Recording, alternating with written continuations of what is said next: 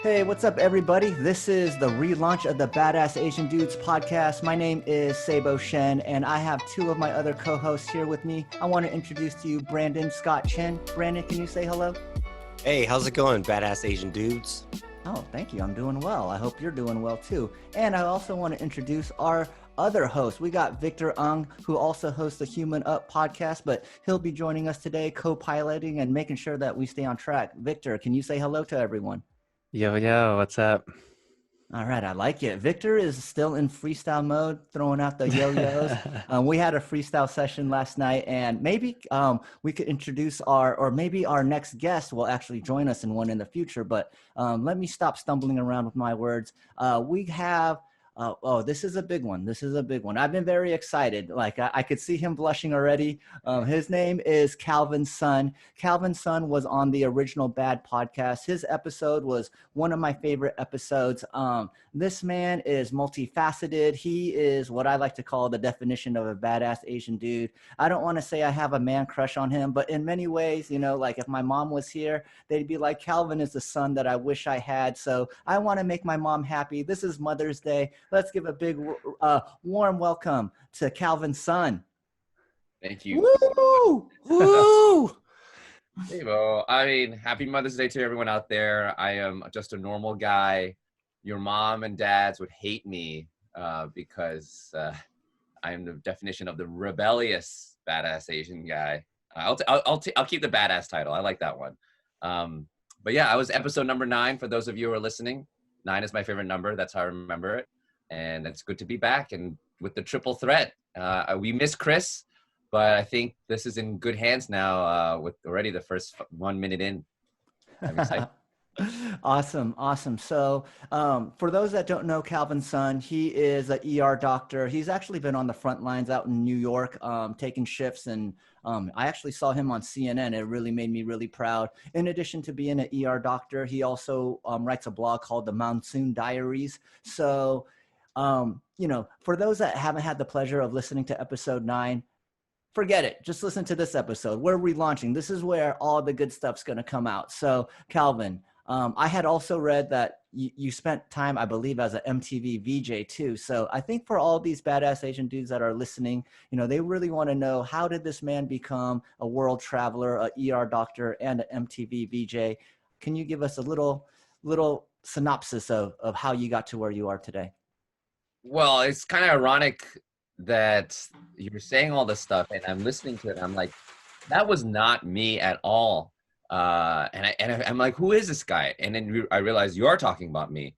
And what I mean by that is that when I was growing up, I was the definition of the nerdy, shy, introverted, emo Asian kid that was picked on and bullied all my life with 2 tiger parents who didn't even give me a choice whether I could be an engineer, doctor, or banker or a scientist.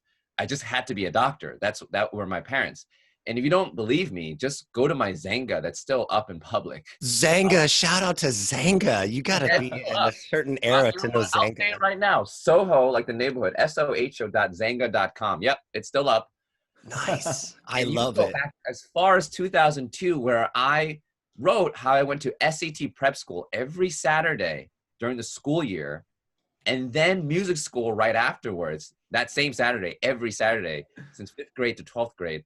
And on top of that, during the summers, I would write Monday to Thursday. I would be going to Saturday, Hakwan and SAT prep schools from Monday to Thursdays during the summers. I never had summer vacation. I never went to summer camp. I had played 2 hours of piano every day after school, Mondays to Fridays, on top of the music school every Saturday.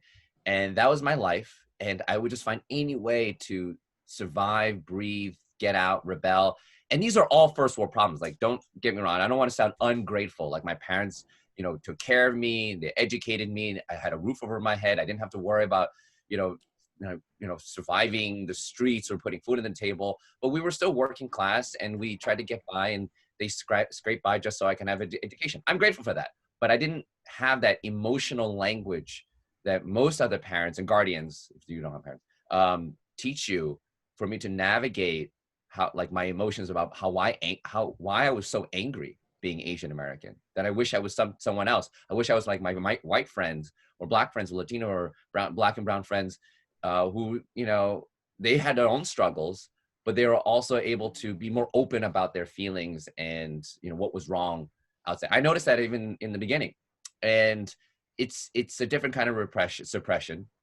And right now, to see the journey looking back 15, 20 years later since that Zenga, I'm just, let's go into this. Let's see how I got from A to Z. Oh, I just did a Google on you and I found a TED Talk. Oh, yeah. Take the path of more resistance. It sounds like that's exactly what you did.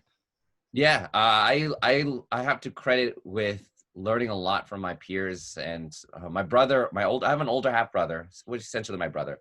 Same father, different mothers, and a series of traumas that happened early. So, for a lot of people would ask, "What's your inflection point? What happened when you get from two tiger parents to where you are right now, where you're so outspoken?" I have to say that I'm still that shy, introverted, emo, kid deep down, but it's these layers and layers of things that I've created for myself, partly as a self-defense mechanism, but also because I actually enjoy it. Like, just like you would enjoy a vacation, you can't go on a vacation forever. Sometimes you need to go home. But if you go home too long, you want a vacation again. My external cartoon character vibe that you see is because of taking the path of more resistance. It's constantly throwing myself into uncomfortable situation, making a habit of that after a series of traumas. And that inflection point was when my dad died of a sudden heart attack. And then my mom got Parkinson's, or got formally diagnosed a week later. And my girlfriend at the time broke up with me at my father's funeral.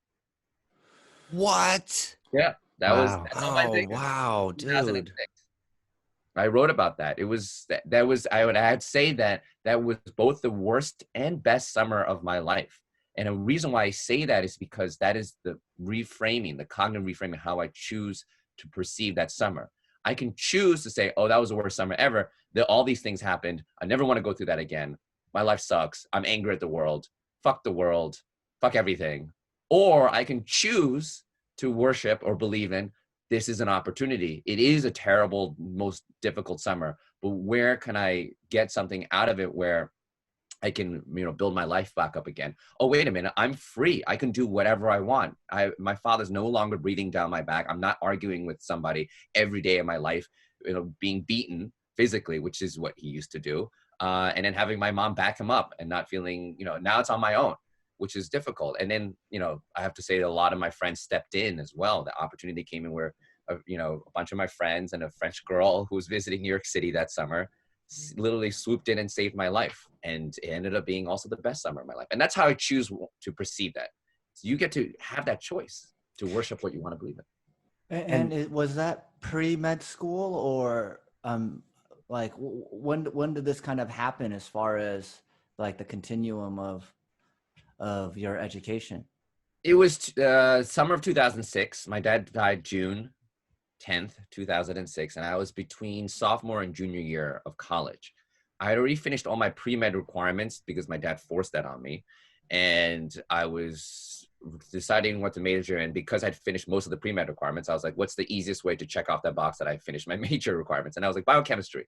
I don't know what biochemistry meant. To this day, I took a whole course on biochemistry, majored in biochemistry. I still don't know what biochemistry really means. If the final exam was just one question, it's like, what does biochemistry mean after 1 year taking it? I would have failed that exam because I just wanted to get by. But then after he died, I was like, you know what? I don't want to be a doctor. I just want to check that box off, be done with my major requirements, and do everything else but science or medical school. And that's when I, took a class called Mafia Movies. I took a class called Weapons of Mass Destruction.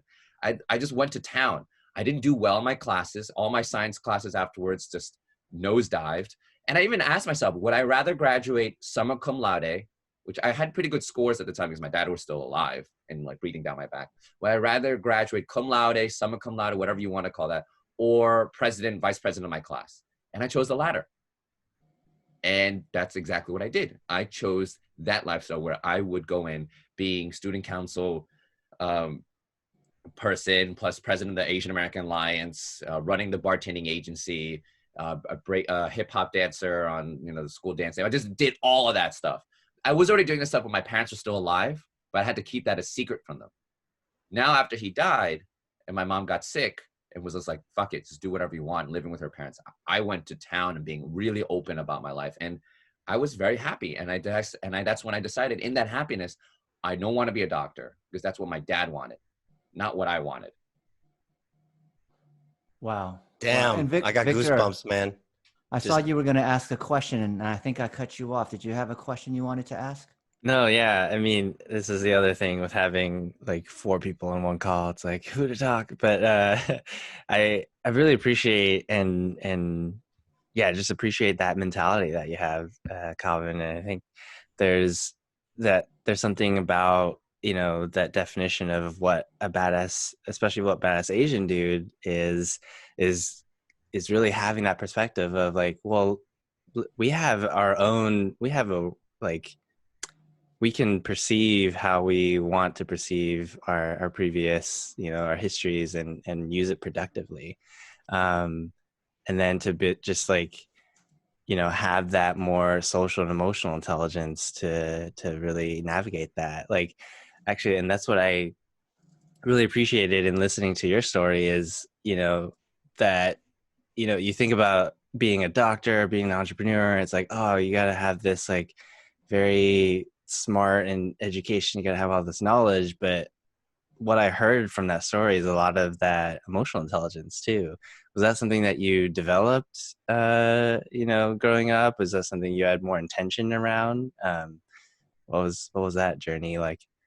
Yeah, no, that's a really good question. I grew up with, I think there are 2 to 3 manifestations of probably, and I'm thinking out loud here. So we're thinking that maybe I'm wrong. So you might have to edit this. One thing is I was raised by babysitters. My mom was never around. She was raiding, sorry. My mom was never around. She was running a motel in New Jersey somewhere just to make ends meet, just like as a manager, front desk. And my father was running his business up in Milford, Connecticut.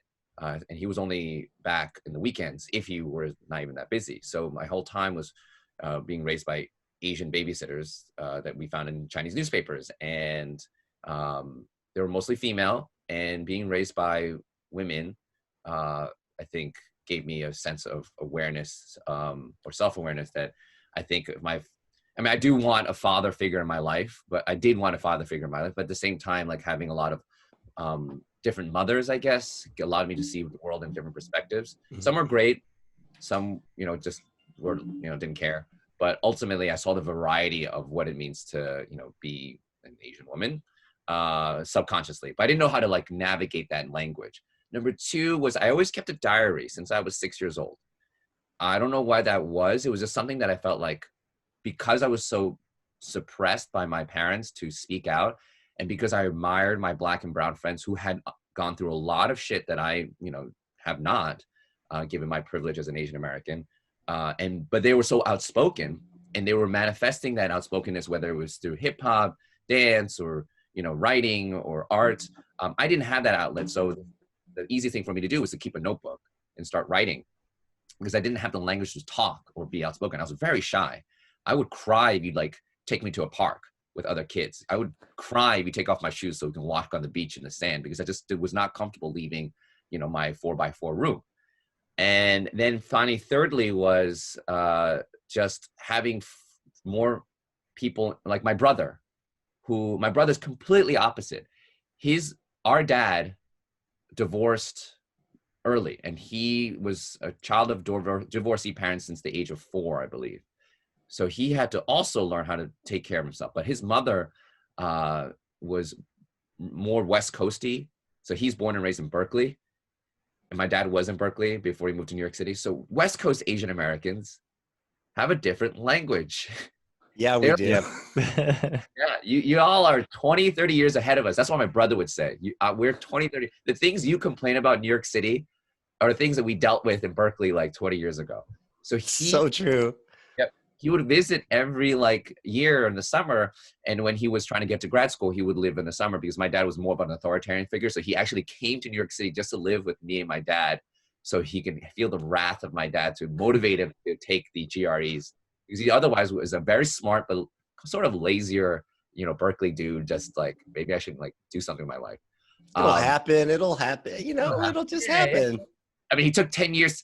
First world problems, but he took 10 years to get his PhD, where everyone else took 5 years. So But that's the thing. Like that's why he went to before all that. He went to New York City just so my dad can motivate him to kick ass in the GRE, so that he would go to grad school.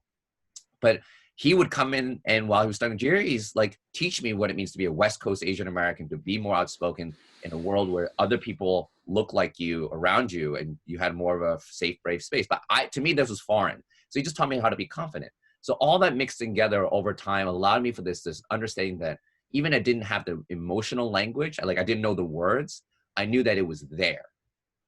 And I had to manifest that somehow. But because I was already constantly writing, by the time my dad died from a sudden heart attack, after I had gotten an argument with him, I had to write. And that's exactly what I started doing. And that is people, when you get to read your own writings a week or 2 weeks later, you start to develop more of a self-awareness, and it just builds upon that. Yeah, I'm just really excited that you had that outlet that I think a lot of people don't have, and you actually took it upon yourself to actually like use that. It was the only thing I got. My notebook, my black and white marble. Hey, you know what? Where's my computer room? My black and white. Here we go. Shit. Second grade. Oh, the composition notebooks. The original diary, because it looks like a chemistry lab notebook. So your parents don't give you shit about it. Yeah. Oh, nice. With all the stickers and everything. Oh, that's when you know what era you're in. That's awesome, Calvin. Yeah, this is the one. This is the Bible. This is the one that. Oh, so much angst on it. I could see it. So for the listeners, he's showing us his physical diary, photo of the girl, and with like real photos, by the way, printed out, and little tidbits. He's showing us his journal, like the seed of who Calvin D's son would become. You know what's kind of weird about this is I've also kept a journal for a very long time, and I think I've secretly always wanted to be an artist, but I knew like my dad wanted to be a businessman or something, in the traditional Asian realm. But, I did, once you said like that was kind of your only outlet, like it kind of like triggered like a memory in me. It was just like, I think that's why I wrote in my journal so much, which was I was looking for some sort of outlet, like being a musician or a rapper like that I knew like my parents would just never go for anything like that. So, I just thought I just kept a journal, but now I started to realize like I was trying to express myself in some way, but didn't have an outlet and decided to just journal instead. Unfortunately, I didn't keep any of those. I would love to be able to see like what middle school Seibo was writing about, but that's so awesome that you had that in all those photos too. You just said something there that I think let me evolve that then. Expression. I think what Asian Americans have in common, especially Asian American men, is this desire for self-expression, but we don't have the tools or language yes we would have usually relied on through our parents or our community to give us. Like maybe we are artists, but nobody's giving us paintbrushes or a canvas to paint that, right? People have, other communities, other families, non-Asian Americans, we'll have music, we'll have hip hop, we'll have street art, we'll have, a tradition of art or making some. Asian American men, a lot of us are trying to figure that canvas, but we don't have the tools. Our tools are SAT books, to be the best we can be, and keep your head low and don't actually express yourself and don't be outspoken. I mean, Asian American women as well. But I think since this is for men here in the space that we have, I can only speak to what my experience as a man was. It was very difficult for me to find anything but what was available. And luckily, because what a weird word to use, my parents were forcing me to study all the time. I had a pen and paper. I had notebooks. These are black and white notebooks. These are not like, cool little leather bound. They're not moleskins, right? They're not like, let's go to the art store, Calvin and Victor, and we're going to set you up with nice pastels so you can express yourself. That's a Berkeley fucking thing to say. We're going to help you cultivate your inner Calvin, right? It's like, oh, what do I got? I got my black and white notebooks with my vocabulary words on the back. Let me write something. I think Seibo said something that made me realize, like, we're all, I think people who are listening right now, we're all searching for that way of expression. And we're all doing this right now. You're podcasting. Look, everyone here has sexy ass microphones. That's awesome. It's not even plugged in, actually. It's just, this is just a look. I thought I had to look professional. That's also important too. You need that look. It makes a difference. A sexy ass microphone. Like if we had moleskins growing up, I think Asian American men will be seen as artistic, or I mean, like there'll be like a movement of that, you know, more so. We all need something. We're just not even Yeah. given that opportunity. Can I Yeah. say, I've delved into that question so hard, right? And the best answer I could come up with, I just wanted to share and see what you guys think, is that when Asian men came over during the gold rush to work, they had to leave women behind. And so they didn't come as complete units. They came and they only had guys, and they only had outlets of like maybe prostitution or gambling. They didn't have anything because you could get deported if you didn't have your physical papers on you. So there's this embedded fear of any authority, right? Always checking you. So if you do express yourself, and they made us cut our hair unless you wanted to get taxed. So you couldn't express yourself through your hair, or your appearance, because you were physically, chosen to pay like a tax. So you're just got to repress, and then that just becomes the best strategy you have, and you're just in survival mode. And that's go ahead. No, and that trauma is embedded in DNA. This is where my doctor hat comes on, is that if you are going through some kind of trauma, you're constantly repressing yourself every minute of the day, and that stretches to years, it's in your DNA when you pass your genes on to your children, and they incorporate that. That's why people who survive, families who survive famines, like the Irish potato famine, all those people have higher all their children, have higher BMIs because the DNA incorporate that famine. It's like, oh my God, they're starving all the time. Maybe we should just have a higher BMI for the next kid so that like they can take in food more. And that's why they're kids of the children of families and famines end up being larger than normal, because the body just learns to keep adipose tissue for longer, for store that energy. That's the same thing with repression. Mental health is also encoded in your DNA. And then finally, what are all the jobs that Asian men had when they immigrated? They were only allowed, I mean, other than the stereotype of railroads, but in urban areas, like there's Nannies, laundromats, restaurants, they were not allowed anything in the business department. feminine role, things that were Yes. considered Western lens as feminine. We're defining in a Western context. We're living in a United States, but the Western lens that's seen as feminine, and an Asian man in a foreign world being seen as feminine when they're like, no, this is a man, but also not allowed to do anything else. That's also encoded, and you Bingo. pass that out generations and generations. That basically, if you're listening to this, it's not your fault. Yeah. Damn, Yeah. we picked the right guest today, guys, because I thank you because you come from a place of scientific evidence-based authority, but you're also a person. And I think it's going to satisfy the listeners on both ends, right? You're an authority, but you have gone through the experience. This is important for our listeners to know that you're not alone. It's not your fault. And that this is a thing. If you acknowledge it, it's a thing. It's a starting point. So you start, and it's not anyone's fault. It's not like some bad white man or non-Asian man is out to get you. They're all dead by now. The ones who create those institutions. You could be angry at institutions, but to take it out on other humans, other people who also may be brainwashed by these institutions, it's also not their fault. And I'm all for fighting institutions, but to like poke someone's eye out, who understandably maybe behaving badly, maybe it's a little more sustainable to actually focus on yourself and not being angry at dead white institutions that put you where we are right now. You can change those institutions. You can be the person that changes the rules instead of trying to burn everything down. And then some people believe in that too, but that's an old can of worms.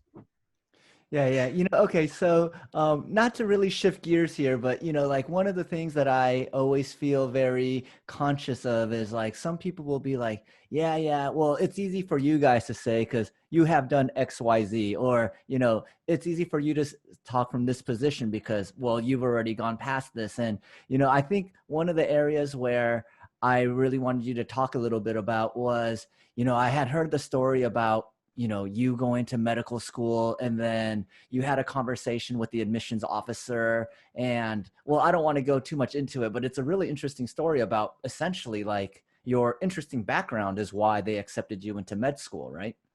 So there was actually a whole point why I just ended the first part of my story there, because I want the listener to be like, okay, but then he's a doctor, but he just said he doesn't want to go to medical school. We let that, what's that called in Vanilla Sky or Fight Club? Little cliffhanger. Yeah, that pause.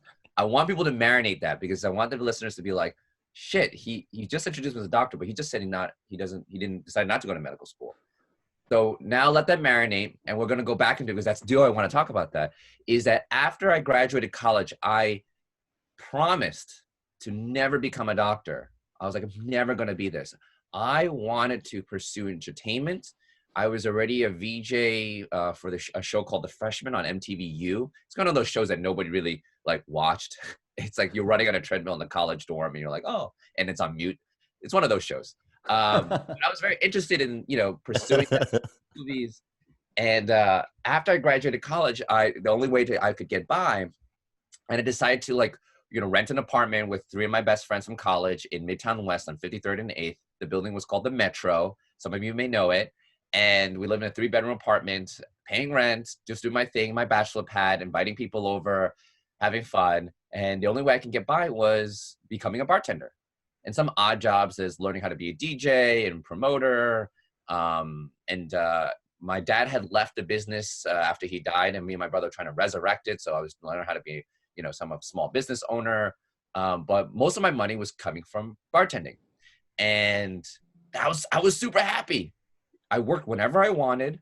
I worked in fun places. I worked wherever I wanted because my skill set, just to be a bartender applied to every bar. Maybe the call brands are located in a different place, but the speed rack was all the same. And I paid off all my, most of my debts, and I felt like I was financially independent. And that was it. That's all I wanted to do.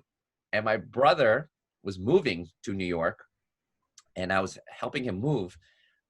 He was like, "Is this all you want to do with your life?" And I said, "Yeah, fuck yeah. This is awesome. This is everything my dad did not want me to be. And I am so happy."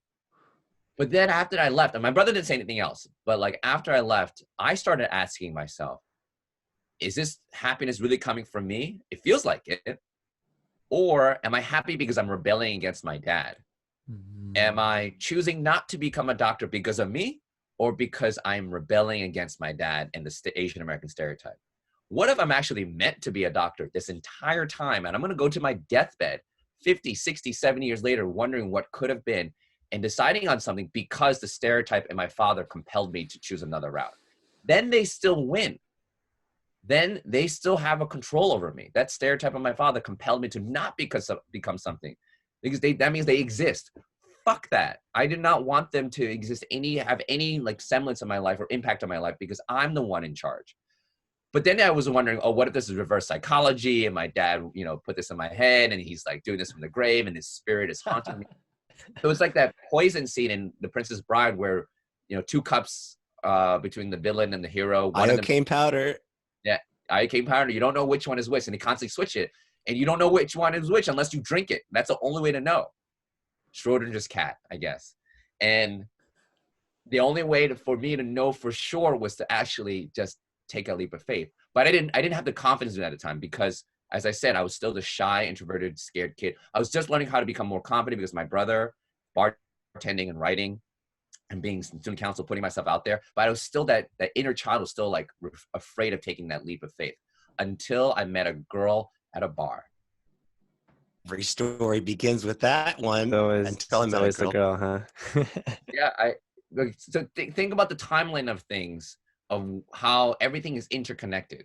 I was repressed. All I had was a pen and paper. I started writing. Writing gave me a tool to speak out. My dad died. Only way to make money at the time and pay off my college and everything, become a bartender. From the bartending stage, I started bartending. Then I went through this whole, dilemma. And then I met a girl. If I weren't bartending, I wouldn't have met her.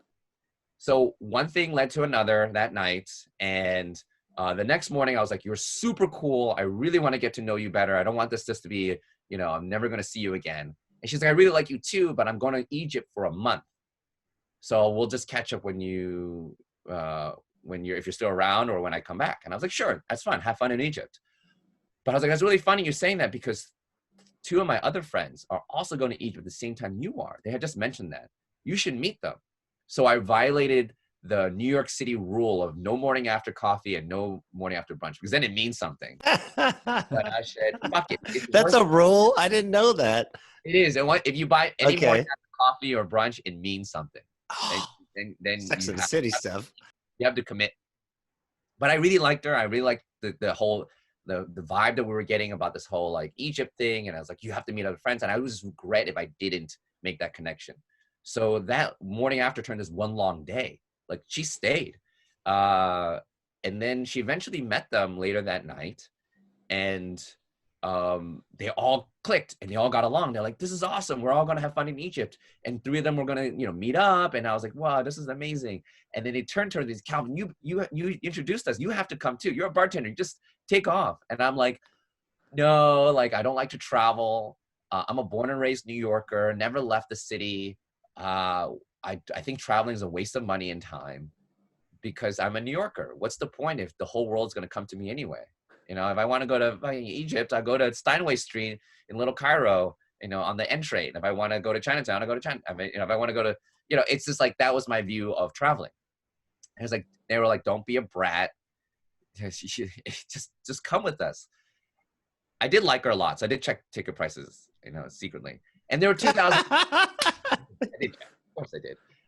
It was $2,000 and I didn't have that kind of money. And I was like, no, it's too expensive. Look, see, I had it saved the whole time. Don't worry. I thought about it. Tickets $2,000.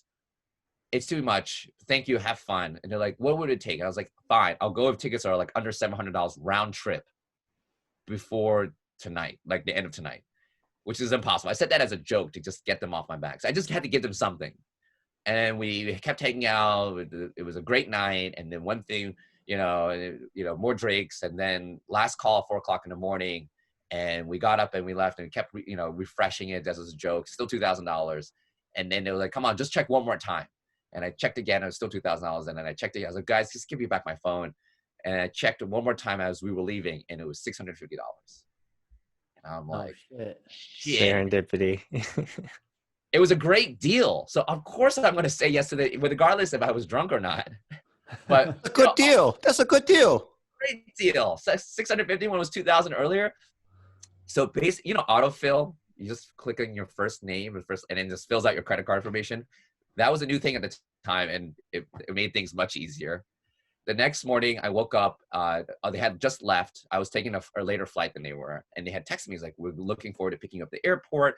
Don't worry." One of the people that was going is Egyptian, and she's a local. She's like, "Don't worry. I'll take care of you. I'll host you. My family will cook dinner for you. You buy everything there and buy your backpack in Egypt. Everything's cheaper in Egypt. We'll just pick you in the airport, and we'll just start from there. Just bring a wallet and yourself." So I did. And then a few hours later, I took a flight, which was eventful on its own. But then when I landed, that's another story. A passenger passed out and needed a medical assistance, and I got involved. Everything was fine, but I was just like, what the fuck? I used that for my med school interviews. Nice. Another story. There's too many tangents. I've landed and they picked me up from the airport and they're like, holy shit, we realized your tickets were so cheap. And I'm like, why? Well, what was going on in Egypt 10 years ago? This was 10 years ago. It was going down. What was going down in Egypt 10 years ago? I don't know. I'm not a historian. Victor, Brandon, step up. Actually, I know that there was a lot of conflict, right? The Stargate was opening. I don't know. it was the beginning of the Arab Spring, or it was just the winter of 2010, around January. Yeah, it was just starting to, brewing. I have one photo of it. One of the people I was with was like, I'm going to join, you can't stay with me. My family's not really, totally understandable. My best friend at the time was like, my flight changed, something happened. I have to leave a few days earlier. I have to leave to Israel to get back home. And the girl's like, I'm not gonna hang out with I want to hang out with you. But the girl's like, my strict Indian family is not gonna let me hang out with some boy I met at a bar. And I didn't realize that it was a family trip. And that's another story. I did actually end up finding her, but with her family. But what was supposed to be 3 weeks together with friends ended up being me alone. And they were like, you know what, Calvin, we're going to hang out with you with one night to show you around. But then the next morning we're going to have to go. And because we do feel bad.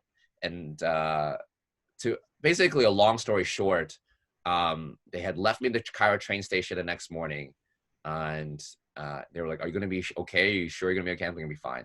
And then I was alone. And I literally decided that I should go back that day because I didn't know anybody. Nobody knew me. I wasn't prepared. And cut 3 hours of me walking in circles in the Cairo train station. I decided to say, fuck it. If I leave, there's a 100% chance I'll live, and a 100% chance I'll regret it. If I stay, there's a 20% chance I'll live, but a 100% chance I won't regret it. And I buy a one-way ticket to Alexandria, and then got there at 3 o'clock in the morning. And everybody on the train was like, "What are you doing here? It's not safe. I mean, you're all alone. You're not prepared. Where's your backpack?" And I was just like, you know what? Like, I'm here to go sightsee. I'm here to see the Alexandria Library, the lighthouse. This is saying shit. And they were like, the lighthouse burned down like centuries ago. The library was sacked by the Romans or whatever, Alexander the Great.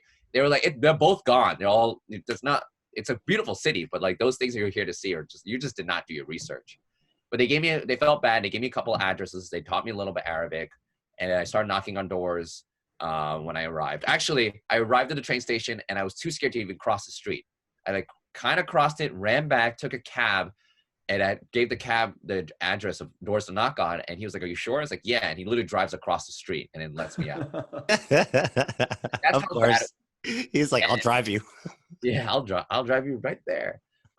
It was really embarrassing. But the first week, I literally was every minute was not knowing what the next minute was supposed to happen, and it was like, I'm gonna die, I'm gonna die, I'm gonna die, I'm gonna die, I'm gonna die.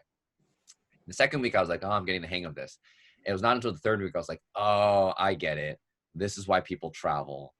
You know, this is why people travel so much. They love it. It's the only time they learn how to become their own best friends again, to rely on themselves without having the conveniences of home. And, you know, we don't have to worry. When you wake up at home, those of you listening, you don't have to worry about, oh, where do I, get my coffee? Where do I eat? Where do I sleep? Where do I, but when you're traveling, you don't have all those habits available to you, all those routines. You don't know when the next dinner is going to be. You don't know where you're going to stay. I mean, the way I travel, right? The way we, in Egypt was, I didn't know where I was going to sleep every night. And that you have to basically start over again and get to learn about yourself and build yourself up again. And that is when I learned the emotional, intelligence of becoming my own best friend, loving myself, saying that, you know what, it's been 3 weeks and all you had was yourself. Good going, man. Like, you do have what it takes to be in you. You don't need anyone else. You are a fucking badass. So keep going. You have everything. Now you have visual confirmation that you have everything that you need to survive the apocalypse, or whatever it is, the relative apocalypse. And everyone's like listening. He's like, he was backpacking to Egypt, probably Instagramming. This is before Instagram. No, for me, relative to what I was before, never traveled before, and to be alone internationally during some tense times by myself, didn't know the language, didn't prepare, didn't know anyone, no one knew me, was a relative apocalypse for me. It's like trauma. Like when my dad died, I lost everything. Traveling is more of a controlled trauma. It's a fun-ish way of losing everything and building yourself back up again. Well, actually, that's what I'm like I love that story, and thank you for sharing that. I think that what I hear out of that, though, is there was something in you to have to to take that step in the first place, to just say, I am going to go to Egypt without a backpack and then stay there. And this reminds me, as I was listening to the other episode of, what I really liked what you said was seeking failure versus then to just quit. Right. So I think that's a common theme for you, is really just, you have to go experience it before even saying that it's not for you or that you won't want to do that. I'm sure that's probably going to spark a lot of things for you to say. And I think, just to clarify, it's constantly seeking the path of more resistance, but I did need motivating factors, right? One was a very pretty girl. Girls. I really liked. Motivator. Always the women. Yep. And I blogged about that, by the way. So if any of you are curious, we're up there on my blog. And number two was, I'm a man of my word. If I promise or I make a bet that I said I will go if tickets are under $700, if I say that, if I verbalize that out to you, right, and it ends up being under $700, I have to follow through, because if I don't, that's a subconscious message to myself that I can't trust myself. So I had to own it up to myself by saying I have to do something if something happens. And if that something does happen, I have to follow through, because the way you do one thing in life is the way you do everything in life. And the girl helped, but you sometimes need that motivating factor. You sometimes need something to compel you to be in a position if it seems like, oh, the harder thing, is too daunting. You kept your promise to yourself. That small little promise, that is super important to the subconscious. I love how you said that. Thank you. Because that's the connecting line. Of all the people listening, they kind of miss that part. And it's like, oh, so just do the hard thing. It's like, no, I kind of needed help. I needed these two little factors to like roll. And that's what sometimes you need, those little tools to get you from, A to Z. It's like the B, C, D, F, G are like pretty girl, bartending, fun friends, Egypt, travel, making a bet to yourself, cheap flights.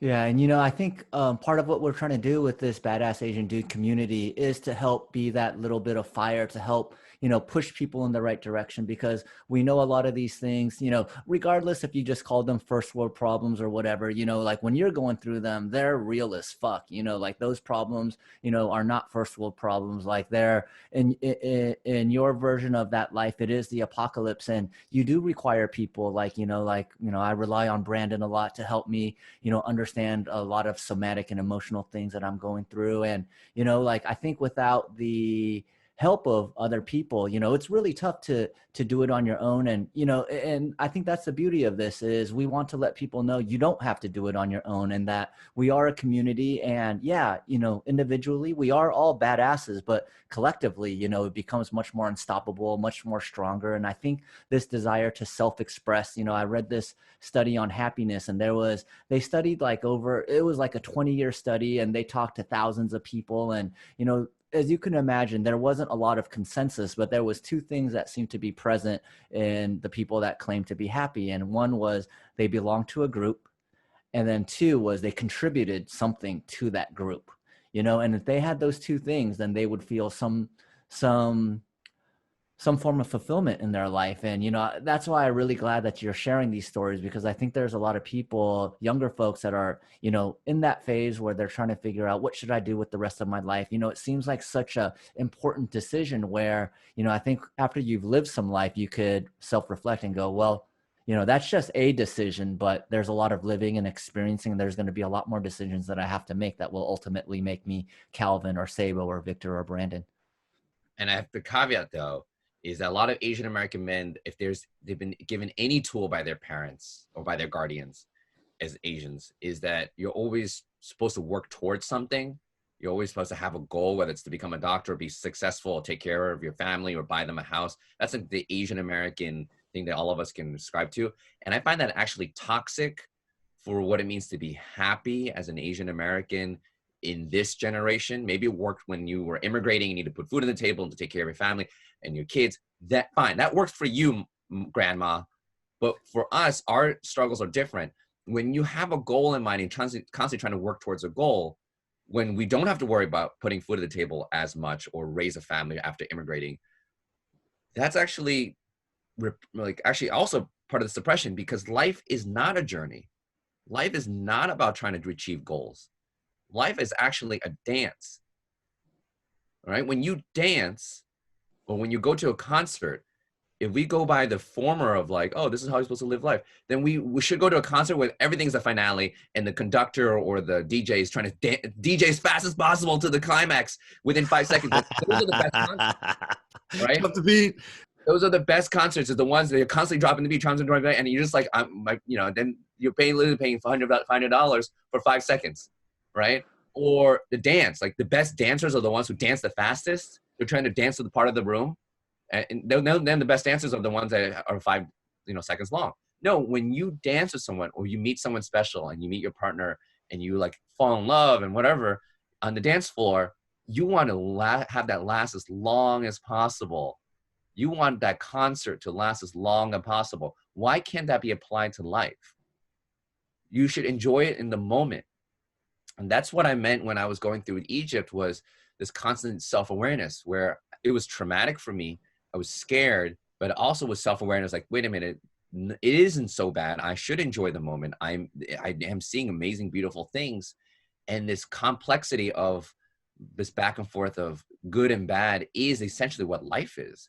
And I look back on it as like, I'm really glad I, enjoyed the experience and not tried to see this and see that. And I have to go there and that's a different kind of travel. Some people love that checkbox traveling. But for me, I think you lose a lot in that. in that attitude. And that's why a lot of Asian American men struggle with doing everything right even. And then looking back and I was like, oh, why am I so unhappy? Why am I so angry? Because you maybe didn't enjoy the dance. That super resonates with me actually, right? And I think I'm still uncovering a lot of that myself, of like trying to explore and play and just do things just for the hell of it, and not say like, oh, this has to apply to something, this has to mean something, this has to secure me something later on.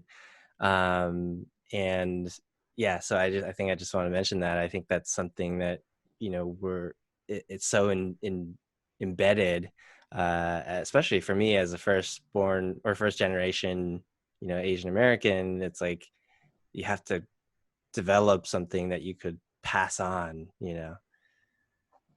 But I mean, Yeah. this is true, but the vice is also like not, there's no one size fits all. So if you're the type that kind of is already enjoying your life too much, sitting on the couch and, getting high every day, and you haven't paid rent for the last 5 months, and, your girlfriend's about to, or your boyfriend or partner's about to leave you because, you haven't like done date night for like 2 months. He's like, oh, I love quarantine. This advice may not apply to you. Maybe you need to be a little more goal oriented. But if you are, most of you out there who are just super goal oriented and say, why am I missing? I feel like something's missing. Maybe that perspective may be beneficial for you. So I just want to be very cautious. Like, oh, Calvin's saying it's great to sit around and enjoy life. Yeah, 6 months in without doing anything right, maybe not. It's a balance. It's a dance. I appreciate the clarification. Yeah, for sure. Yeah, well, I Definitely think that depends. I think that context is very good because, I know Victor, Brandon, myself, at different points of our lives, we were all very much goal-oriented people. And, then what happens? You attain your goal and you realize like, wow, like that, the feeling that I was expecting, like, yeah, maybe it was great, but it was only great for one day. And then by day 2, day 3, day 4, the next week, like life just normalizes again. Then you start realizing, whoa, like being goal oriented, like it's great to have that feeling of fulfillment when it happens, but there's so much of life that happens in between those two goalposts, and if you're not enjoying that time in between, and if you're not dancing the way you want to dance and just feeling the emotions and, having that perfect symphony of life with the people that are around you, like, to your point, if you're struggling for your next paycheck, you don't know where your next meal's coming from. Yeah, by all means, be goal oriented. But if you got those things and you got that security and you're still wondering why you're not happy, well, it's time to like reassess and look at the different parts of your life and see if like being goal oriented is still serving you, or if you need to have a new framework to view life with. Yep. I learned that actually from Egypt too. That night before they dropped me off the train station, when I arrived at the airport and they dropped me at the train station, I was taken to the desert where I rode a horse for the first time, and they told me only one thing. It's like the Egyptian girl who's a local. She's just like, there's one thing to say that you've ridden horses before, because you don't want a donkey or pony. So I was like, sure, okay. So I followed directions. I was like, yeah, I'm an expert at riding horses. He's like, don't say that. But too late. They gave me a wild horse, and they literally 4:00 in the morning, when it's pitch black, they cracked the whip. The horse went off, and it was my first time riding a horse in the middle of the desert by myself. And the horses went nuts and just flew away. And what happened was I was holding on for dear life, never rode a horse. And I was like, this is so dangerous. I could fall off, dislocate my shoulder. I'm in the middle of a desert now, so nobody's around to take care of me. Didn't sign a waiver. I mean, but the people who are supplying the horses are Bedouins. They live off the grid, so I don't know, they don't care. They took our money. And I'm holding on to this horse. I don't know where I'm going. And then there's a guy behind me that I met at the hostel a few hours before named Eduardo from Colombia. And he was just like, we got to get off this horse. We got to get off this horse. And I was like, wow, I was like, this guy's right. He's right. We've never done this before. This is very dangerous. I should maybe do the responsible thing, get off this horse. But I was like, you know what? That also sounds like my dad, telling me what to do all the time. I was like, Eduardo, you're not my dad. You sound like my dad, but you're good. And you're a good guy. I know you mean well, but I feel like I have to keep riding, even though I have no idea what I'm doing. And Eduardo actually got off the horse, and finally he found a way. But I thought that if I got off the horse, I would fall off. And I just held on for dear life. And literally for 26 minutes of riding by myself, not knowing where to go, which is just like life. It's that dance. You don't know where it might lead you. There's no goal. It's just the only goal is right now, living in the moment, just like to survive this minute. Finally, eventually, I saw a fire in the distance. Figures pointing like that's where I needed to ride towards. And I was like, okay, finally, after 26 minutes of the unknown, it reveals itself. And that's also life. Maybe the goal may not be made immediately obvious to you, but eventually if you focus on yourself and take care of yourself, the opportunity will come to yourself. And what is luck? Preparation plus opportunity. So I was preparing not to die. Well, it was 26 minutes and the opportunity of the fire came and I decided to ride towards the fire. And then people kept pointing at me. It's like, come look to your, look behind you, look behind you. And I was like, why are they pointing? And then that's when I took this photo. And this is the photo that I took. And Oh man. basically Master storyteller, full circle. it just came to me. I was like, oh, I have it already saved. Literally, I turned around. I saw the sun rising over the pyramids with the sound of the azan, the Muslim call to prayer in the morning, fill the night sky. And I just, like, this was the first. Oh my God. This is actually the 10-year photo that I went returned back with 17 other people. They all cried. This is 5 months ago. Just for our listeners, it's like a really beautiful, like sunset kind of photo. Sunrise like picture. Sunrise, yeah, kind of a red purple feel with pyramids in the back. That looks amazing. That was the first photo ever. And I knew that's what I was writing towards the whole time. But right before I saw this, I had no idea that's what I was writing for. Does that make sense? Like, Totally. yeah. And that's when I decided to apply to every single medical school to get out of that decision. When I came back from that, I was like, oh, sometimes it may not make any sense. Just fucking do it. So I applied to every single med school that I thought I would be, I had money for to get in. And, that I'd be willing to go. So mostly New York, urban areas, but also around the country. And the bet was if I don't get in anywhere, then I could check that box off. No, I'm not meant to be a doctor, and I'll be done with it. And I'll be like, okay, I'm not meant to be a doctor. Everyone else knows this process better than I do. And then I can, be finally at rest. I could start traveling. But if I were to get in, then I have to keep doing it until I hit that wall. And one school took me, and I was like, shit. And it was just like that Egypt bet. $700 ticket was $699. Everything is connected, and because I had a great time in Egypt, or came back much more self-actualized, I decided that, you know what, this is a sign from the universe. I will do med school. And I don't want to sound ungrateful. Like most people will kill for that opportunity. There are some people who just can't get into med school. But my essay was this story in Egypt and the flight on the way to Egypt. Like, because of one thing, it led to another thing that got me into this med school, which actually said is like, you're a terrible student. You did not do well in the MCATs. Your GPA is 3.0. They kind of also said you're an Asian American, so it doesn't really work for you in this regard. Not to represent the minority, which I respect. And a lot of people who are listening who may not agree. I'm a team player. Affirmative action always did not help me. Actually hurt me, but as an individual, but as a team player, we need affirmative action for Black and brown students, women, disabled, because I want a diverse classroom.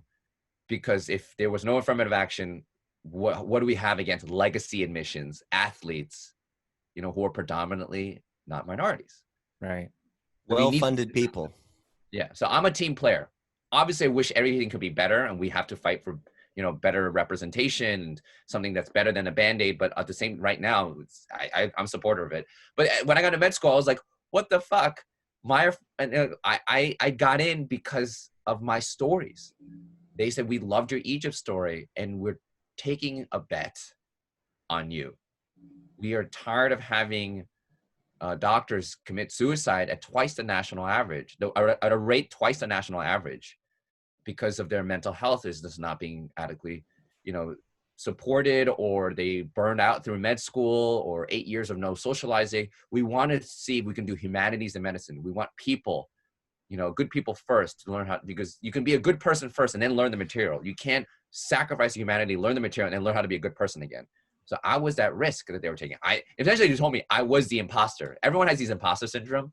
What if you had the imposter syndrome and then be confirmed by the authority that got you in, that said, you are the imposter that got in through the back door? That was me. That's a lot. What a fucking mind fuck, dude. Yeah. Like, that is, but what you said, like being a good person and then entering, instead of just running blindly towards this goal somebody told you is important, you walk in as the person you are and you say, yes, this is important. I choose this. Yeah. Well, with my expectations being managed, because day one, they showed a normogram of all the MCAT scores and GPAs. Like, we're the most accomplished, smartest class that we've ever accepted. And there's one dot at the very bottom that was like the outlier. And I was like, wait a minute, that numbers look familiar. Like it kind of match. Oh, that's me. I am the outlier. Son. I mean, I didn't let them down. I did end up graduating bottom 50% of my class. I almost failed out 3 times. They rounded me up from 67.56 to a 68. I, did really poorly on my board scores. Did even worse on the makeup. I failed. This is terrible. I was not a great student. But they kept on saying, like, we are, you may not become a doctor, but you're happy and you're class president and you do so much work for us and people believe in you. I remember only one school took me.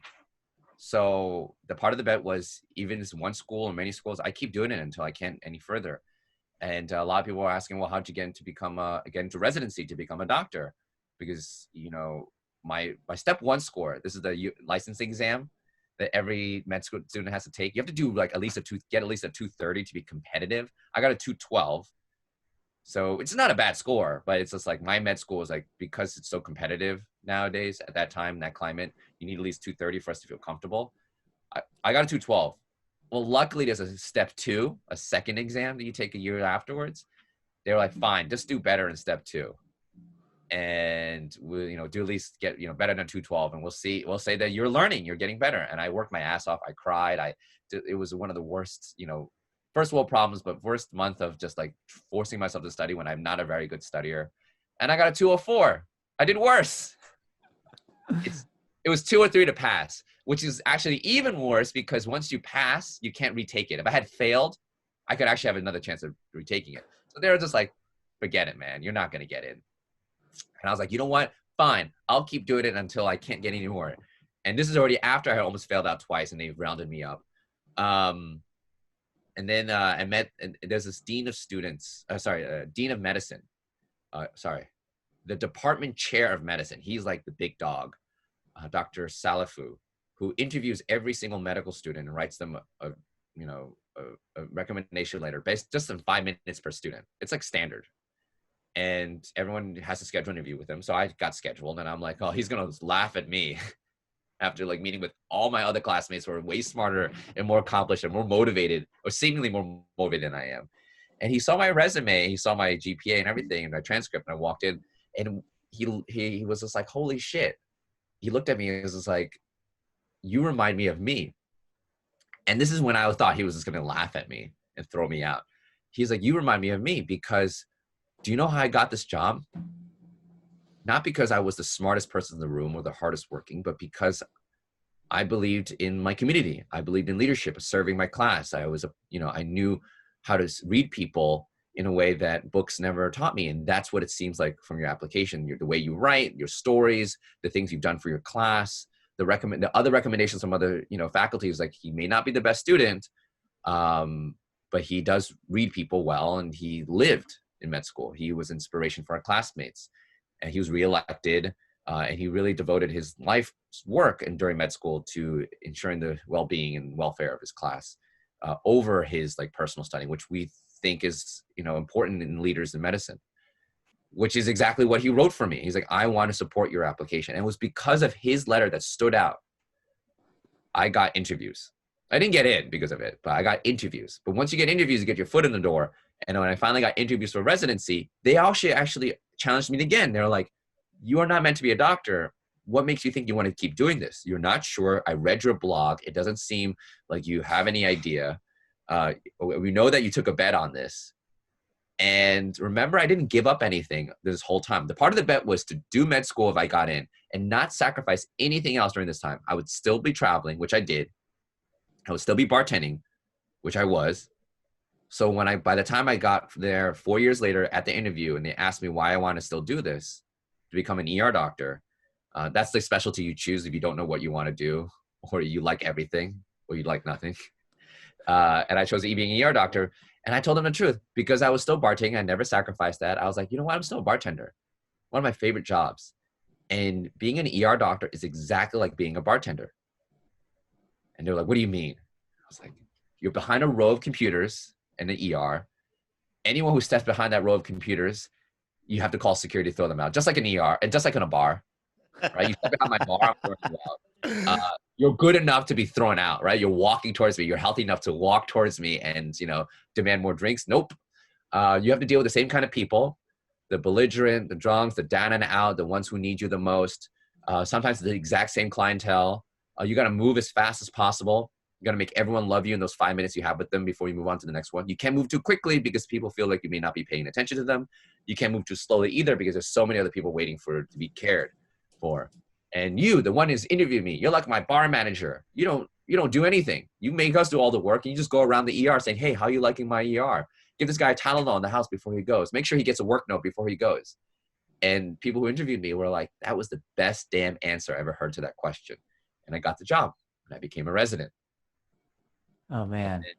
Yep, just flying blind. And I didn't realize until 3 years into my residency, so about 4 years ago, when I woke up one day, and I was like, this is exactly what I wanted to do.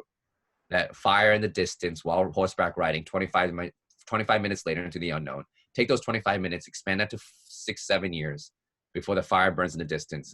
And I woke up one day, 30-year residency, and like, oh, I get it. This is what I wanted to do. Still bartending, still traveling, but now culminating into becoming an ER doctor. And that's when they almost kicked me out again. They'll send me a letter, the residency program, saying, we did believe in you. You are different, but it seems like you care more about traveling and non-medicine stuff when everyone else is doing research papers and presentations. It seems like you're very, capricious and you're not sure if you want to be a doctor. And this is just when I decided, I was like, oh, this is exactly what I want to do. It's always that irony when you realize that challenge comes in. That letter is posted on my blog. They're threatening to kick me out. So it's like, we recommend that you focus 100% on your patients and being an ER doctor and put off traveling until after all this is over, or we'll transition you out, aka kick me out, so that you can, fulfill your life of becoming a travel blogger, community, leader or whatever. And I had one more year left before I graduated. So what I did was I'm never good at following the rules for anyone. I'm not good with, after my dad died, I've never been good at like listening to what people tell me, in resistance to my father. But I also respect what they were worried about. So there's always an option C. You don't have to choose black and white. You don't have to choose this or that. The life is different shades of gray. So what I did was I blocked all of them on social media. All my superiors, all the doctors, all the people who emailed me who were worried about me, they all got blocked on social media. They were still friends, but to them, it just showed I stopped traveling. And I still traveled. And then 3 months later, I got resident of the block, and I became the wellness director / chief.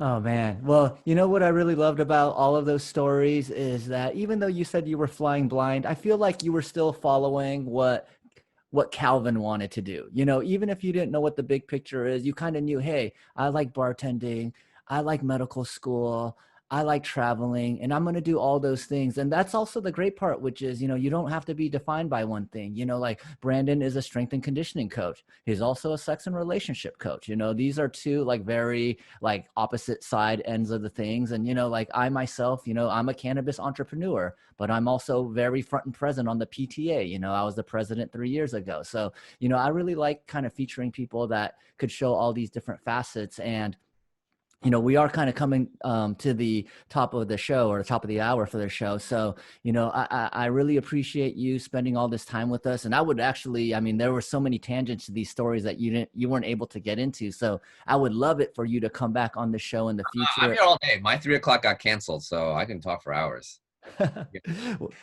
Well, we wanted to kind of keep these consistent to about an hour just so that the people understand. But, I did want to not just cut this off kind of abruptly, but, start thinking about like, hey, like we've told all these stories, like hopefully people were able to extrapolate some learnings from them. I know they will. I know I have. But, if given this opportunity, what are some of the things that you would like to say to the Badass Asian Dude community? And, I wanted to give the floor over to you as, whatever you feel like saying.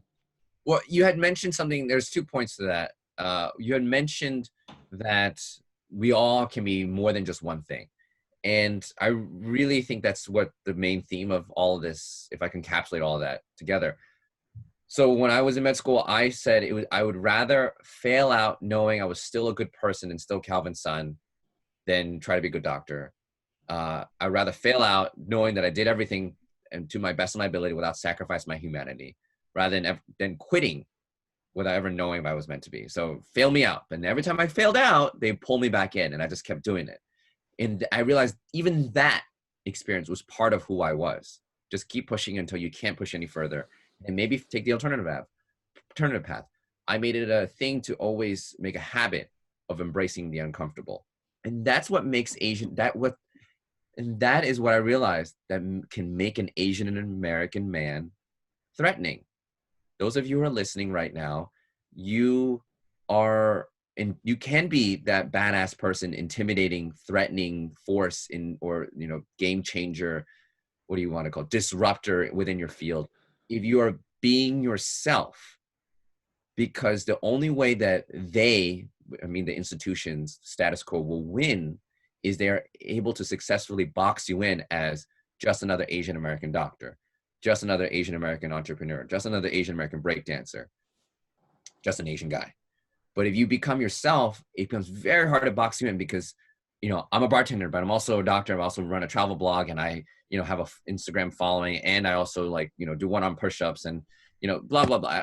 I know I'm flexing. Sorry for those of you listening, but we're with 3 dudes right now. No. Yes, please. But I do all those things for because I love doing them, but also realized it had an added effect of being disrupting for people trying to fit me in somewhere, but they couldn't. So they just, most of the time, people like to do whatever is easier, which is they'll just whatever, give up and say, that's Calvin.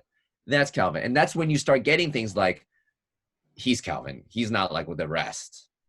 But if you have every Asian American guy act like that, then they start realizing, no, there's no such thing as one stereotypical Asian guy that can be boxed in.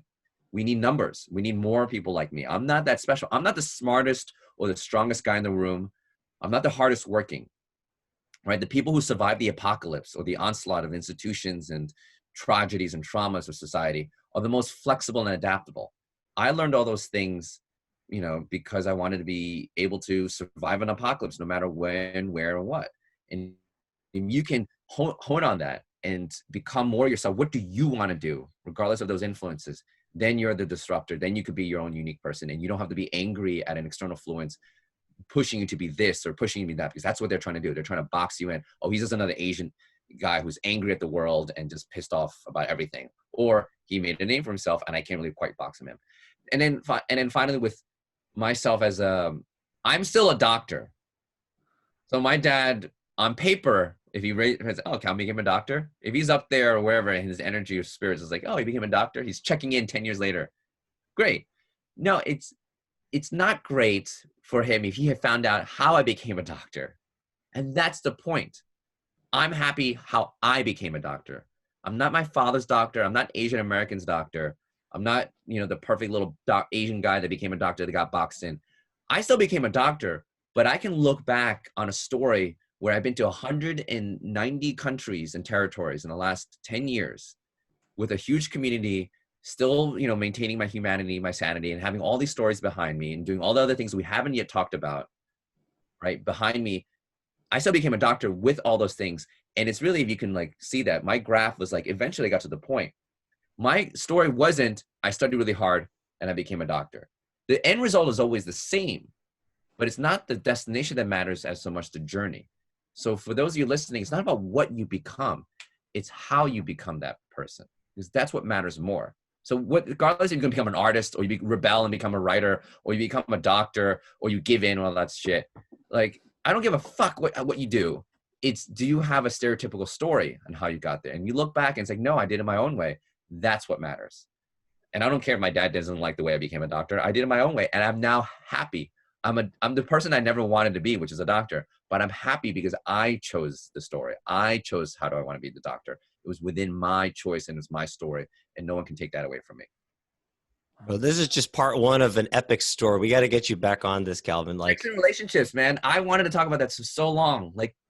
Just what my girlfriend has put up with me in the last 5 years. I was polyamorous for a few years. I did a lot of, I have a lot of thoughts about what it means to be in a happy relationship. Sex episode Continued. Okay, we'll get you back on for sure. Asian American sex and sexuality, what we talk about with 8 men coming in and doing only feminine jobs, like that World War II, like post-colonialism, all that plays in a role on how we view ourselves as sexual creatures. I was looking forward to talking about that when you said that Brandon was coming on. But emotional intelligence too, Victor, that's a bigger Venn diagram, but we can do this all day, man. Yeah, we will. And, I have Mother's Day stuff. Otherwise, I would love to continue so bad. It's the one thing that I, unfortunately, over podcasting, I love my moms, so got to spend some time with mom. But, I really appreciated everything you shared. I mean, doing things for yourself, that's so important. One of the things that I've discovered recently was that, I'm a CEO because I wanted my dad's approval, and that's not the only reason, but that was a large reason. And understanding that a large reason I became a CEO also freed me because I no longer need to be a CEO for the rest of my life. I could go do other things that make Seibo happy.